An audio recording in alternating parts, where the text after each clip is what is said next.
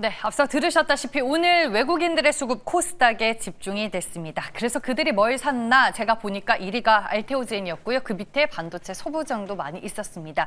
드디어 우리가 기다리던 코스닥의 시간이 오는 건지 내일 시장 전략 지금부터 짜보겠습니다. 내일경제TV 김민성 주머니 매니저와 함께합니다. 안녕하세요. 네, 안녕하십니까? 네.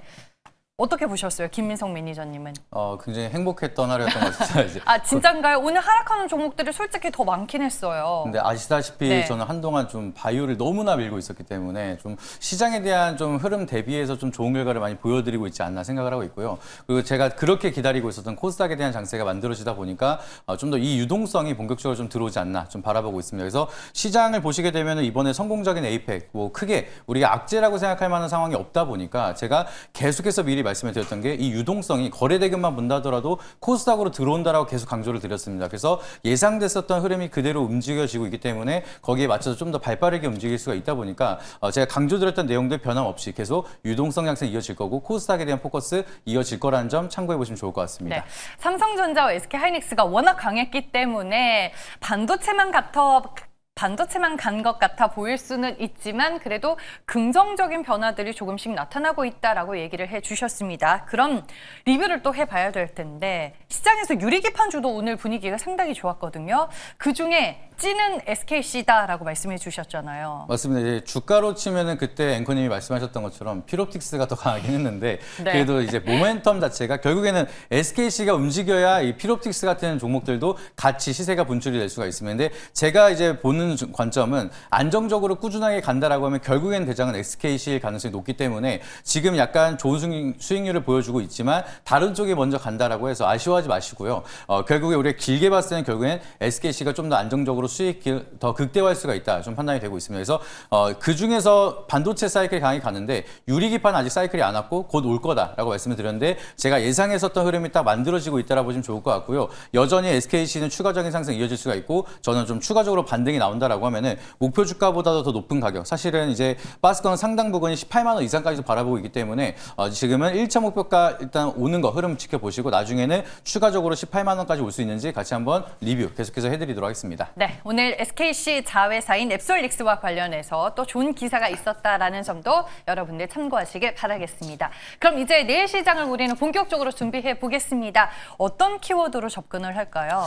지금 방금 우리가 계속 말씀을 드렸던 것처럼 코스닥에 대한 사이클이 계속 오고 있기 때문에 성장주 랠리에 대한 키워드 한번 체크드려 보도록 하겠습니다. 네, 결국에는 코스닥을 돌려서 얘기하는 거네요. 맞습니다. 이제 계속 밀고 싶은데 네. 너무 똑같은 키워드만 가져오면 좀 식상하실 수가 있다 보니까 약간은 다르게 이제 코스닥 중에서 어떠한 성장주를 봐야 되는지 제대로 한번 체크 드려보도록 하겠습니다. 알겠습니다. 성장주 랠리를 기대하며 우리의 클릭을 맡겨보겠습니다. 첫 번째 테마는 무엇이죠? 네, 오늘 결국에는 가장 시세를 많이 보여줬던 퍼포먼스가 강했었던 섹터가 바로 로봇이기 때문에 로봇에 대한 섹터 한번 집중적으로 체크 한번 해보도록 하겠습니다. 네, 성장주 하면 또 로봇 얘기가 빠질 수가 없는데 젠스낭 CEO의 방한 이후로 다시 시장에서 힘을 받고 있는 테마가 아닐까 싶어요. 맞습니다. 사실 이번에 시장에 대한 가장 큰 모멘텀을 만들었던 게 시진핑 주석도 아니고 트럼프 대통령도 아니고 젠스낭이지 않았을까 생각을 하고 있습니다. 그래서 이번에 젠스낭 CEO가 오면서 엔비디아와 스마트 팩토리에 대한 자율주행 공동 개발을 하겠다라고 얘기를 하면서 이제 추가적으로 상승이 많이 기대감이 커지고 있는 상황을 보시면 좋을 것 같고요.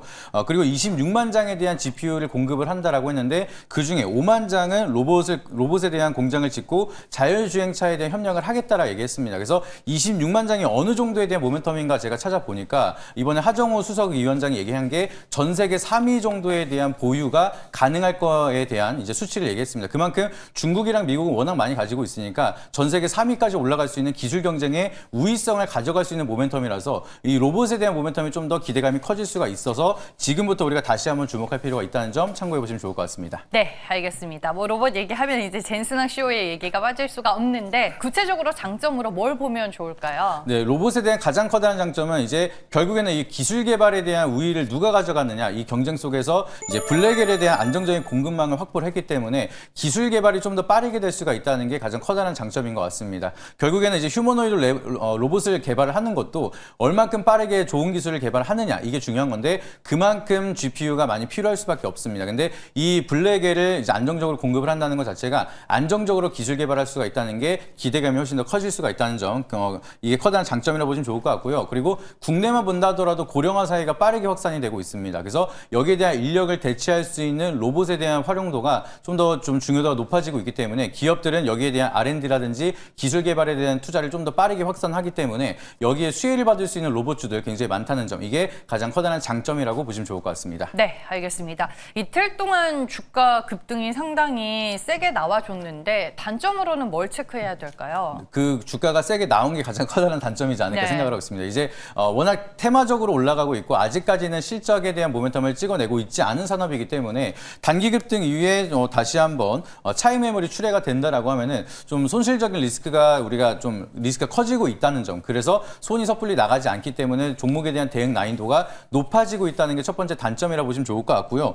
그리고 이제 글로벌 기술 경쟁이 심화가 되고 있다라 말씀을 드렸습니다. 그래서 전 세계 3위에 대한 좀 블랙에를 보유할 수 있는 기회는 만들어졌지만 미국과 중국의 경쟁을 하면서 우리가 이겨낼 수가 있을 것인가, 이 부분에 대해서는 아직까지는 우리가 좀 미지수기 때문에 여기에서 경쟁을 어떻게 이겨낼 거고 어떠한 결과를 보여줄지 이 부분은 지속적으로 체크해야 된다는 게 아직까지는 단점이라는 점 체크해 보시면 좋을 것 같습니다. 네, 알겠습니다. 성장주 랠리 안에서 우리는 첫 번째로 로봇 테마에 대해서 알아봤습니다. 두 번째 테마는 무엇이죠? 네, 성장주 하면 이제 또 식상하다고 생각할 수도 있겠지만 제가 그만큼 중요하게 보고 있는 바이오에 대한 테마 오늘도 한번 체크해 드려보도록 하겠습니다. 네, 코스닥에서 좀 많은 비중을 차지하고 있는 바이오 얘기를 빼놓을 수가 없을 것 같습니다. 바이오 쪽은 최근에 개별 이슈들이 좀 많은 것 같더라고요. 맞습니다. 이 개별 이슈가 저는 나중에 코스닥에 대한 모멘텀이 좀 같이 확산이 될 거라 좀 바라보고 있고요.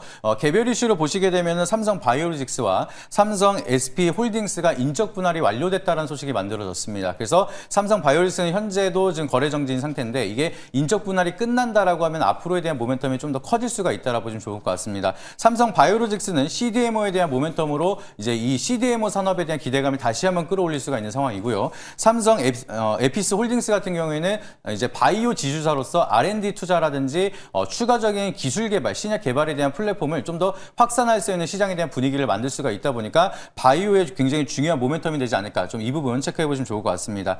그리고 이제 SK 바이오팜 같은 경우에도 R&D를 확장한다라는 좀 소식이 만들어지면서 자폐증 치료제를 미국 기업 임테론과 같이 공동 연구 개발을 한다라는 소식이 만들어지면서 지금 먼저 대기업들이 R&D에 대한 기술을 빠르게 확산을 하고 있고 여기에 대한 돈을 풀고 있는 상황이기 때문에 여기에 수혜를 받을 수 있는 바이오 기업들 계속 이어진다라고 하면은 바이오에 대한 사이클 좀 더 크게 이어질 수가 있다 보니까 관련 기업들 주목해서 보시면 좋을 것 같습니다. 네, 알겠습니다.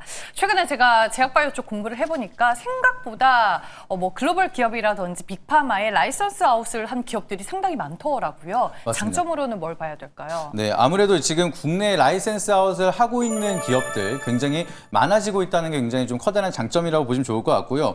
계속해서 이제 성장주에 대한 성장 모멘텀 기대감이 커지고 있고 그만한 유동성이 있다는 게 가장 커다란 장점인 것 같습니다. 그래서 단순하게 기대감만 가지고 가는 게 아니라 벌써부터 라이센스 아웃을 통해서 실적을 가져가는 기업들이 굉장히 많은 상황이고, 그리고 방금 말씀을 드렸던 것처럼 국내 대기업들이 돈을 쓰기 시작을 한다라고 하면은 글로벌 라이센스 아웃뿐만 아니라 국내 라이센스에서도 아웃이 많이 나타날 수가 있다 보니까 여기에 풀리는 돈에 따라서 수혜를 받을 수 있는 성장주들이 늘어나고 있다는 게 가장 커다란 장점이라고 보시면 좋을 것 같습니다. 그래서 국내 대기업 바이오들이 계속해서 돈을 풀기 시작을 한다는 게 국내 바이오들이 본격적으로 올라갈 수 있는 포인트가 되고 있다는 점, 이 부분이 시장에서 가장 커다란 호재가 될 수가 있다 보니까 이 부분 계속해서 체크해 보시면 좋을 것 같습니다. 네, 근데 이 제약바이오는 일단 너무 어려운 분야이기도 하고 요즘에는 각 기업들이 가지고 있는 뭐 임상 모멘텀, 개별적인 이벤트 이런 것들을 다 세세하게 체크해야 되더라고요. 맞습니다. 그런 거를 제가 또 열심히 해드리고 있긴 한데 이제 네. 개인분들이 이거를 체크하는 게 사실은 어렵다라고 생각을 하고 있습니다. 그래서 본격적으로 바이오에 대한 사이클이 온다라고 하면은 사실은 어지간한 종목들은 다 올라갈 거라 보고 있습니다. 하지만 그 전에 준비하면서 기대 수익률을 많이 올릴 수가 있는 거는 이제 종목에 대한 선별이 가장 중요한데, 제가 미리 말씀드렸던 알테오젠 같은 경우에는 강한 시세를 보여주고 있지만 여전히 바닥 하락권에 있는 종목들도 많은 상황입니다. 그래서 이 종목에 대한 차별화 속에서 종목을 선정하는 난이도가 있다 보니까 지금의 현재 구간에서는 단점이라 보시면 좋을 것 같고요. 그리고 기업 가치에 대한 분석 자체가 굉장히 제한적입니다. 이 기업이 정확히 미래에 얼만큼에 대한 멀티플을 적용할 수가 있을지 이거는 각자에 대한 생각에 따라서 좀 정보가 좀 다를 수가 있다 보니까 여기에 대한 밸류에이션을 측정하는 게 혼자서는 어렵다라는 점, 이 부분이 가장 커다란 단점이다 보니까 좀 더 이제 정보에 대한 리서치를 많이 해봐야 된다는 점, 이 부분도 참고해 보시면 좋을 것 같습니다. 네, 알겠습니다. 로봇에 이어 바이오도 저희가 두 번째 테마로 살펴봤습니다. 이제 선택을 들어볼게요. 어떤 테마일까요? 설명을 드리면서 너무 좀 힘을 준 테마가 하나가 있어가지고 다들 예상을 하실 것 같은데 네. 오늘도 역시나 이제 바이오 민성으로 밀고 있기 때문에 바이오 한번 체크 드려보도록 하겠습니다. 네, 중요한 건 꺾이지 않는 바이오에 대한 사랑이었습니다. 바이오 안에서 오늘은 어떤 종목 소개해 주실 거죠? 정말 오랜만에 듣는 종목이 되시지 않을까 싶습니다. 옛날에 노이즈도 많았고 기대감도 많았던 종목인데 다시 한번 주목할 모멘텀이 형성이 됐다라고 판단이 되는 코오롱 티슈진이라는 종목 한번 체크 드려보도록 하겠습니다. 네, 저는 딱 들으면 그냥 인보사가 제일 먼저 떠오르거든요. 투자 맞습니다. 포인트 들어볼게요. 네, 그 인보사에 대한 우려감 속을 이겨내면서 다시 살아나고 있는 기업이기 때문에 그 부분을 많이 체크해봐야 될 것 같습니다. 다들 알고 계신 것처럼 무류관절염 주사제인 인보사를 개발한 기업이기 때문에 결과적으로 이 인보사 때문에 한번 상장 폐지에 대한 위기까지 왔었고 3년 5개월이라는 거래 정지까지 이어졌습니다. 근데 중요한 포인트는 이 거래 정지가 해소가 됐었던 이유가 결국에는 FDA 3상부터 다시 시작한다. 그렇기 때문에 상장 유지가 결정이 됐다라는 점이 가장 중요한 포인트라고 보시면 좋을 것 같고요. 이제 성분 자체가 이제 신장 세포를 성분을 사용했다라는 노이즈가 만들어지면서 거래 정지와 여기에 대한 좀 노이즈가 많아지고 주가가 많이 하락을 했었는데 여기에 대해서 다시 한번 이겨내고 FDA를 다시 한번 삼상 임상에 대한 데이터를 축적을 하고 있는 상황입니다. 그래서 이번에 데이터가 굉장히 잘 나오고 있다라고 하고 있고요. 새 버전 TGC라는 이제 FDA 3상 결과에 따라서 기대감이 다시 한번 만들어진다라고 하면은 국내에서 허가가 됐다가 취소됐던 인보사가 새 버전을 통해서 리뉴얼이 되고 다시 한번 판매가 된다라고 하면은 실적에 대한 모멘텀이 다시 한번 커질 수가 있다 보니까 긍정적인 요소들이 많은 지금 시기에 다시 한번 주목해 볼 필요가 있다는 점 참고해 보시길 바라도록 하겠습니다. 가격 전략은요? 가격 전략은 지금 아쉽게도 넥스트레이드로 접근이 안 되기 때문에 내일 시초가로 말씀드려보도록 하겠고요. 여기서 반등이 나온다라고 하면 53,000원, 박스권 상단 부분까지 빠르게 올라갈 수가 있다 보니까 1차 목표가는 53,000원, 손절가는 추세를 이탈하는 39,200원대 라인이 박스권 하단 부분이니까 이 부분 참고해 보시길 바라도록 하겠습니다. 네, 알겠습니다. 오늘도 네이버 밴드로 갈 수 있죠? 네, 네이버 밴드 오시게 되면 최근 들어서 바이오 얘기 정말 많이 드리고 있는데 바이오에 대한 사이클 좀 더 쉽게 풀어드리면서 기술에 대한 모멘텀 자세하게 말씀드리고 있으니까 오셔가지고 많은 인사이트 체크해 보시길 바라도록 하겠습니다. 네, 알겠습니다. 지금까지 매일경제TV 김민성 주머니 매니저와 함께했습니다. 고맙습니다.